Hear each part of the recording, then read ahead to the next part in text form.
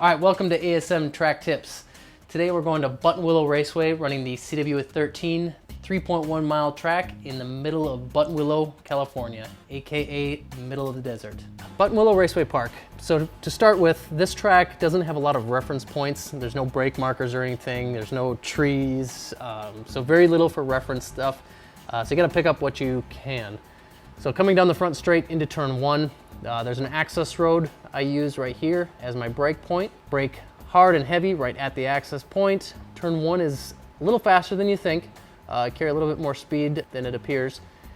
Coming down into two, very bumpy part of the track with a little kink as you come up. You can kind of see it on the map here.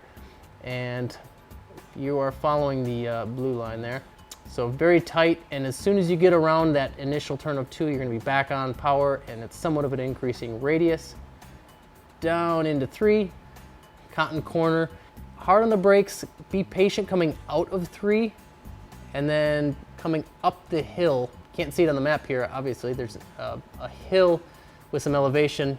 You have to be careful coming over the top of the hill. Your car's going to get really light, and you'll push off track if you're not set up properly. So getting the setup through Cotton Corner is very crucial. So come up over the corner, and your car will push to the edge, just to the edge. Coming around four might require a little dab of the brake, not much. Try to carry the speed through four, but again, it's gonna push itself all the way out to the left of the track. Little hump right here. I usually try to do your shift at this point. If you have a high power car, you can actually start spinning the tires as the car gets light over the top of that hill. Turn five, very fast. This is what they call the bus stop. But five will be very fast. Coming through six, right around here is where you're gonna brake. Again, there's no reference points, so some of this you have to really go by feel or pick up something as a reference point. But the curbing on the inside of six, you want to clip that curbing. A little bumpy if your car doesn't take bumps very well. You're not going to want to cut that too hard, but cutting that corner can pay off because all that extra speed you're going to be able to carry all the way through Riverside. So coming out of seven, again, it should be full throttle through seven. The entrance of Riverside is a little tricky. Very bumpy on the very inside of Riverside. If you actually take the center of this track, it's much smoother. You might be covering a little more distance, but because it's much smoother, you can stay on power and these bumps do not upset the car. And if you do take the inside, you'll know exactly what I mean. You're gonna hit a bump and you're gonna end up off track. Riverside, very fast, high-speed sweeper. Coming down, this should be flat, no problem, unless you have a super fast car. Coming up over the Lost Hill, use that extra grip you're going to get from going uphill. Brake deep and late, but get that turn over with, because if you're still trying to turn by the time you get to the top of the hill, you're going to end up off into the desert over here. So downhill, should be able to stay floored through here. Now coming through the sweeper, most configurations run this sweeper. They're not running this last bit. So treat this as two separate corners. Early apex, using that as an apex point, and then get to the very, very end edge of the track. Very hard to get this just right. If you go too far, you're gonna dip a wheel off into the sand and then obviously spin out. But you wanna be right to the edge of the track, looking to get yourself set up in through the S's. Through these S's, you should be able to stay flat if you get this just right. So flat all the way through the S's. Coming into the last corner, corner 12. Try not to use some of that curbing there. It's very slippery. So keep that right wheel off that curbing. Otherwise, your car's gonna start to pitch sideways when you get on the brakes. Take that last corner with the late apex. Get that fast exit all the way back down to the start finish.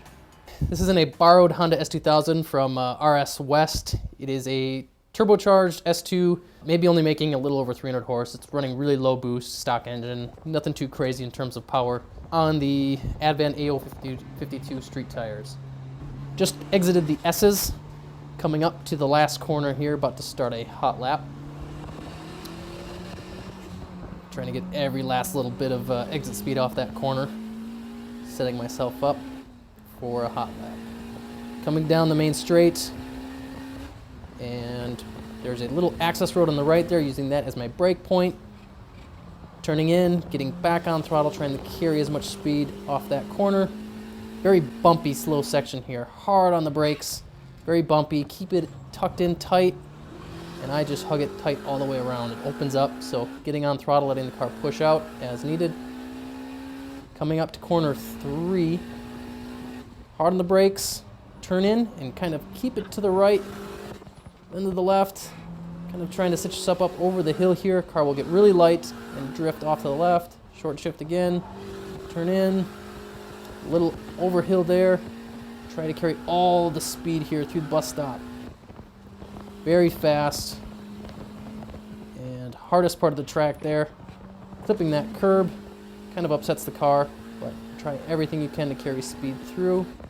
Riverside, very fast. Stay about middle track here.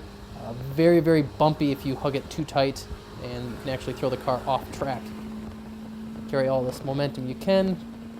Coming up, using all the braking and uphill, over top the hill as the car gets light. And down into this little carousel. I treat this as a double apex, turning in early, letting the car drift out, but not slipping off track. Very hard to do. Entering the S's, trying to carry all the speed through the S's, as you should be able to stay floored all the way through these S's, being very smooth with the wheel. And then a late brake here. Try not to put those wheels on that curbing. It's a little slipperier than the pavement. A little too much there. And down the front straight, crossing the start finish. All right, the ASM final score. Fun factor, 7.5 out of 10 for Buttonwillow. Fun track, very challenging. It's got its flowing corners, it's got its elevation changes, and it's got its very tricky bus stop. If you've ever been there, you'll know exactly what I mean. Bus stop is probably one of the hardest corners to nail down, but when you do it, it's super fun. Technicality, 8 out of 10. Again, that bus stop is very technical. Several corners are fairly technical with little reference points. There's no brake markers, there's no trees or apex cones or any of that stuff. You're in the middle of a desert, so knowing that track well will really pay off. You can really tell someone that's new there versus someone that's done hundreds of laps. Final score, 7.5 out of 10. Fun track, gotta get there. It's kind of where Time Attack was born, so if you're one of those Time Attack guys, if you haven't been to Buttonwillow, I mean, that's the holy grail of Time Attack in the US, so gotta get to that track and try it out. All right, guys, thanks for watching. If you've been to Buttonwillow, leave a comment below of what you found tricky about this track, and if you've got any other comments or anything, let us know. Thank you for watching.